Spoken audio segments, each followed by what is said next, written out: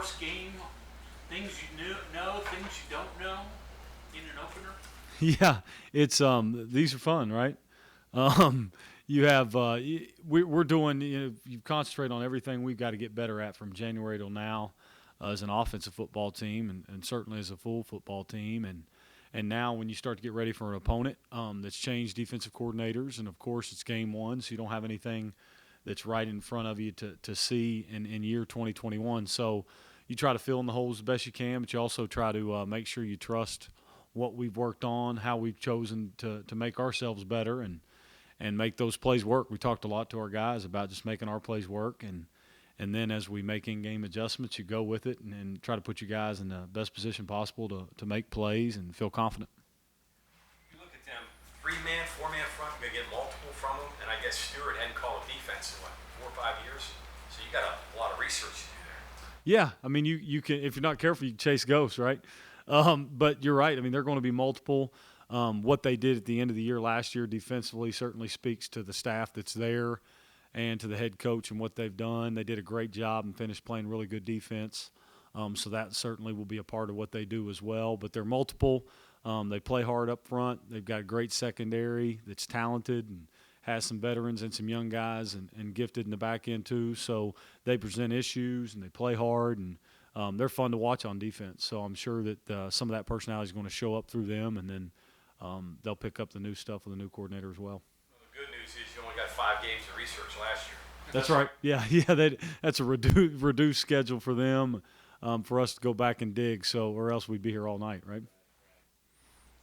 How long into the game does it take before you get a feel for what you think they're going to be doing that whole game? Yeah, I hope real soon, right? It'll be, you know how it goes. It's, I think, in any coaching in the league we coach in and the opponents we play in and out of conference, you're always playing a little bit of a game of cat and mouse because, like I said, with who we play, we have a lot of respect for Maryland and our future opponents. There's nothing that's going – everything will dry up at some point. Guys have great adjustments. They're good football coaches and have good players. So it's a little bit of a game of cat and mouse throughout an entire game. But certainly some things, as both sides, there's going to be some things that about who we are and who they are through your first 2 series and filling third downs out and red zone stuff. Just special situational football are things that you continue to make adjustments on and kind of feel as you go. I guess you'd rather be the cat than the mouse. Amen. Yeah, exactly. Prepare for an opener. You kind of go into it saying, okay, this is what we do well. Let's work off that as opposed to what you think they're going to do. Yeah, I think, we think as a staff that you certainly want to have a personality, right? If you don't have tendencies and a personality and a belief system knowing what we do well, then you probably don't do much well, right? So I do. I think there's me and Neil both believe, you have to go in and do what you do to a lot of degree because if you don't, your guys fail to build confidence on what what we have building blocks on. Through our installs from spring and summer and now, you hope your guys have a strong sense of confidence through the plays that we've chosen to really build our offense around.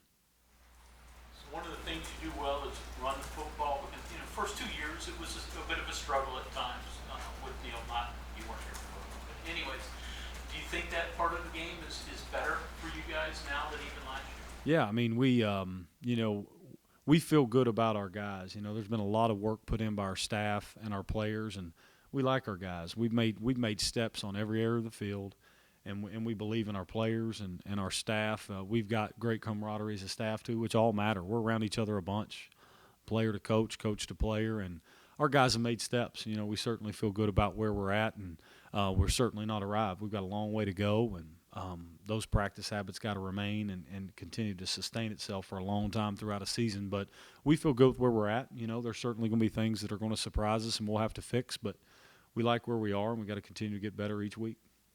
Based off of what I've read from what they've reported from their practices, I guess they like what they got in secondary. Have you seen enough of that on tape from last year? A lot of those guys are back. Absolutely, yeah. It's prefaced it a little bit earlier. They do. They should feel good about it. They're good. They've done a good job in the back end. They're coached well. Got good instincts. They've got 4 DBs that play inside on the slots and outsides, kind of all over the place, and trade them out. They play the ball really well. They're aggressive. They're willing tacklers. They do a great job in coverage, being able to collision and get on you and match routes in their man coverage. They do a good job disguising things. That they do a really good job. They should feel good about that position. I know it's something we've talked about. It's going to be a good challenge for our guys on the perimeter. Jared, piggybacking on the run game for a second, people told us that it's going to be a game-time decision. If that's true, then Justin Johnson might get thrust into some pretty important playing time there. So can you talk about him a little bit and what he's done to kind of prove himself to be ready for that moment this offseason? Yeah, those guys they've all done a good job preparing. It'll be we'll see with Tony as it goes, and he's been preparing great. But Justin Johnson certainly has had to prepare as they all do, but he's had to prepare for the right things. And he's first off, like when you look at Justin as a young player, he prepares already like a vet.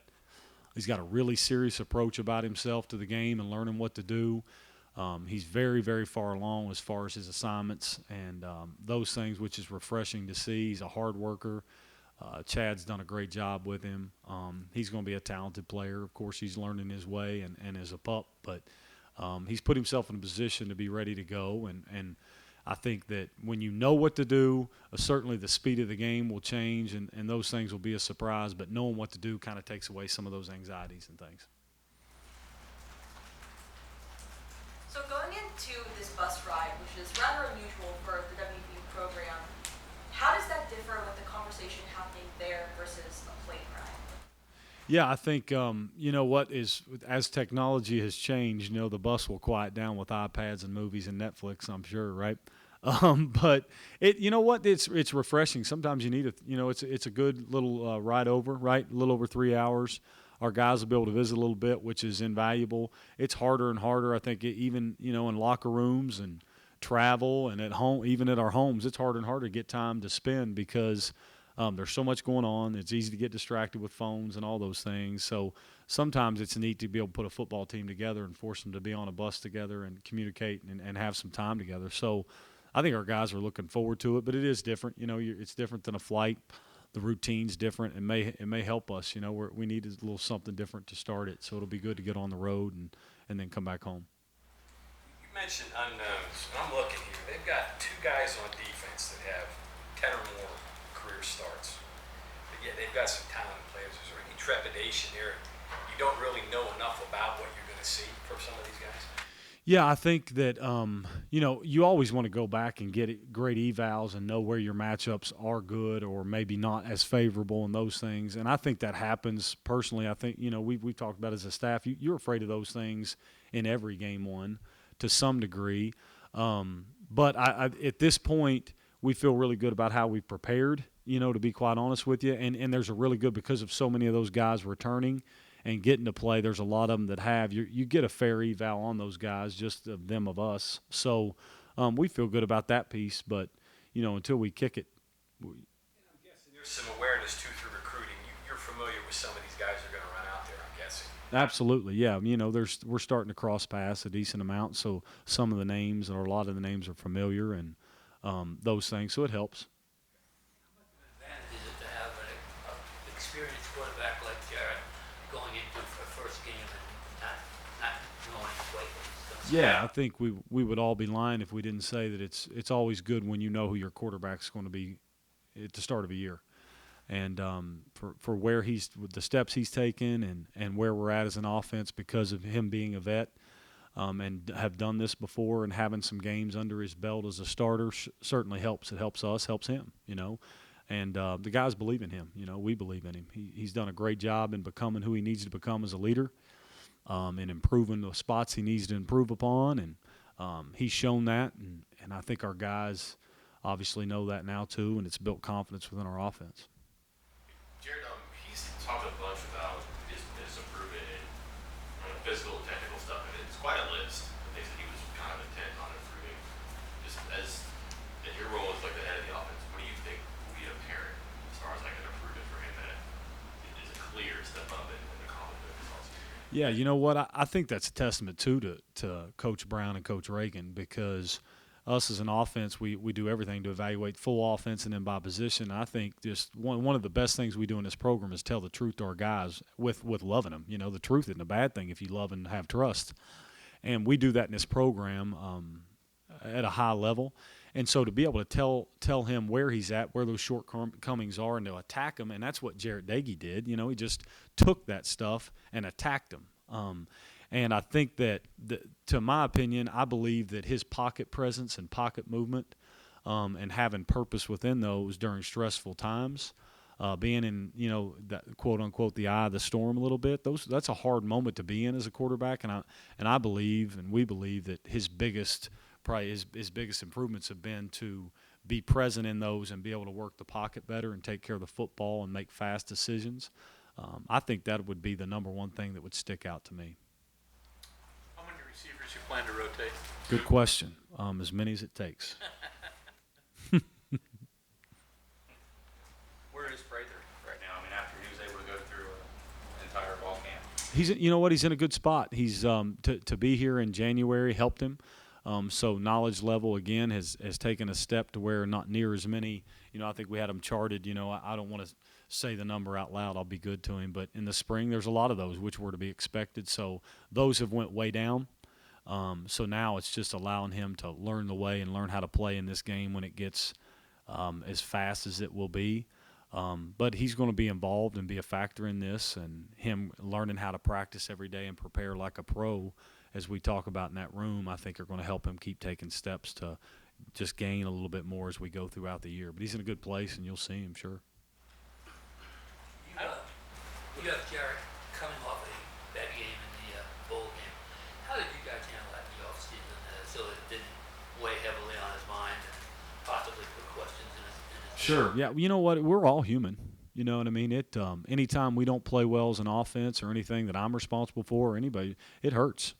And we live in a pretty cynical world at times, right? That it's much easier to throw stones instead of helping a guy grow. And to his credit, I mean, who would not? That hurt. That hurt him. And he understood it, and he embraced the pain. We talked through it and let him grow. And for a guy like that in this day and age to be able to stand in front of a team and an offense and say, here's what I'm going to do to fix this, and be brave and courageous and work and just get lost in the work and not worry about the negativity of what you're, referencing and back to that game, I think it's just a huge testament to who he is as a human being. And I know this, I'm proud as hell of him. I think that, and again, in a world that it's been hard to do those things, he's done them. And is he going to make mistakes this year? Yes. You know what? I am too. And he stood in the fire and really improved his game and who he is. And I just think that says a lot about who he is and how he'll be for us this year. Thank you, Coach. Thank you all. Good to see everybody in person, huh?